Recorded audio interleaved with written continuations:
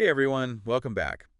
We're diving deep into something today that on the surface might seem kind of like, a little tech blip, Hmm. but it really opens up some big questions, I think. Yeah, for sure. So back on December 11th, OpenAI, the company behind ChatGPT, Hmm.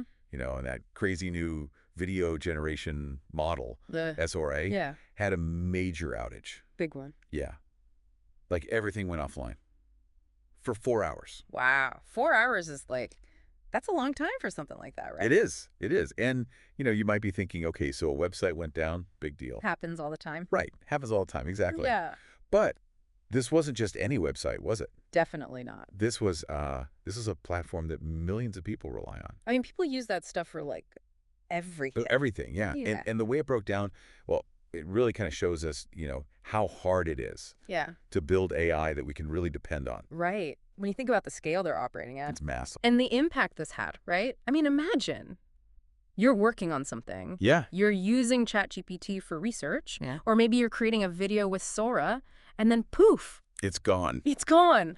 All your work. I mean, this wasn't just annoying. It actually disrupted businesses' research. Yeah, It showed us how much we're starting to depend on these tools. absolutely. So let's get into it. What actually happened? Okay, so the core issue was with something called Kubernetes.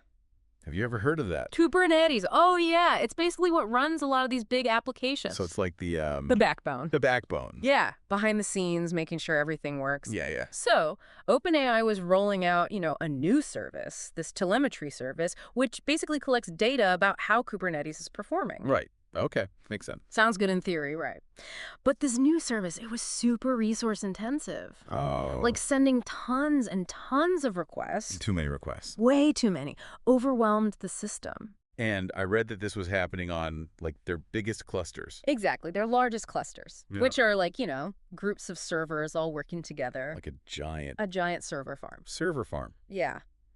Imagine trying to fit a whole orchestra on a tiny stage. There's just not enough room No room. So you have this huge amount of data. and nowhere for it to go. Yeah. But hold on. I also read that initially something called DNS caching actually hid the problem. Oh, yeah. That's an interesting part. Could you explain that? What is that? Yeah. DNS caching is kind of imagine you're using an old address from your contacts. Oh. You don't know the person's moved until you actually try to visit. That makes sense. Yeah. So in this case, the system was providing outdated info. It's like everything was fine. Everything was fine until the cache expired. Then boom, the floodgates open. Everyone realizes they have the wrong directions. Oh, man. What happened? Well, things were already kind of shaky, right? Right. And then you have this sudden flood of requests. It's like a traffic jam. It overloaded everything. Applications couldn't find what they needed. And it was so bad that even the engineers, Yeah. like the people who were supposed to fix this stuff, The on-call engineers. they couldn't even get in They were locked out because of all the... because of the load. Wow. It was a mess. So how did they actually get things back online? It was a whole process. I mean, first they had to focus on the most important things, Okay. prioritize, then scale up resources to handle all that extra traffic. So basically get more servers, more power. More power, exactly. And then finally, they had to roll back that problematic deployment. To get rid of that bad code. Yeah, get rid of the thing causing the problem. Yeah, right. It's amazing, though, It shows how important it is to have a good recovery plan. Absolutely. Huh. But you know what I thought was really interesting? OpenAI's response. Yeah. Like, they were really open about what happened. Very transparent.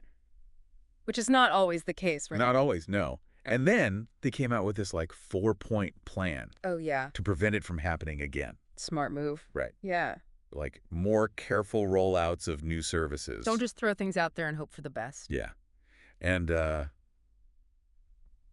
rigorous testing, like simulating failures. So they can see what happens under pressure. Exactly. Yeah. And then moving away from Kubernetes DNS. Ah, so they're not relying on that one thing so much. Yeah, reducing that risk, right? Yeah.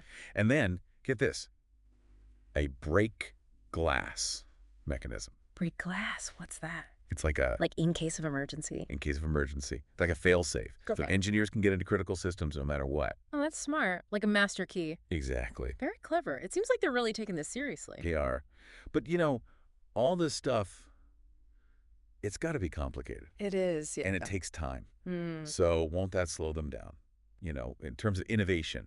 That's the question, isn't it? I mean, OpenAI is known for pushing the boundaries. They're moving fast. They are. And adding all these, checks and balances, You could definitely slow them down. it could.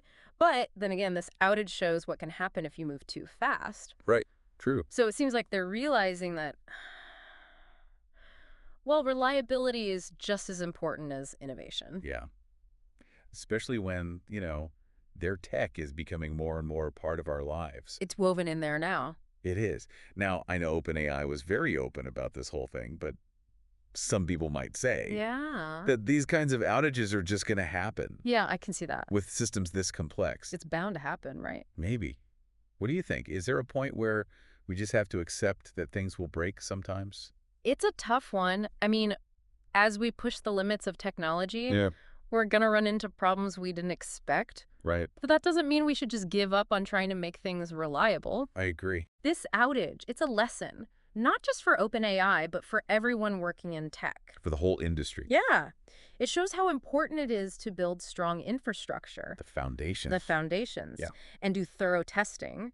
And maybe even, rethink how we build these systems in the first place. Right. It's interesting. One of the things that kind of came up in all of this was DNS, Oh, yeah. which is something I think most people don't even think about. It's just there in the background. Yeah, it is. But it played a big role in this whole thing. It did. So, as AI gets more and more important in our lives, Mhm. what other seemingly small things should we be paying attention to? That's a really good question. I think it highlights how interconnected everything is, right? Yeah. One tiny problem in one place. Can cause a huge problem somewhere else. Exactly. It's a domino effect. Right. So we need to think about the whole system, not just the individual parts. The big picture. The big picture, yeah. And how all those parts work together. This whole situation with OpenAI, it's a wake-up call, It is. It tells us that reliability has to be a top priority Yeah. as we keep building these, complex AI systems. Well, this has certainly given me a lot to think about. Me too. It's clear that, balancing rapid innovation with rock-solid reliability, it's a real challenge, Especially in AI. especially in AI. Yeah. So here's a question for you, listener. As AI becomes more and more a part of our everyday lives, Yeah. how do we find that balance? How do we make sure things are moving forward, but also make sure that we can depend on them? It's something to think about for sure as we keep pushing the limits of what's possible. Absolutely. And hey, next time your phone's acting up or your favorite website's down, Yeah. remember DNS. It could be DNS. You never know.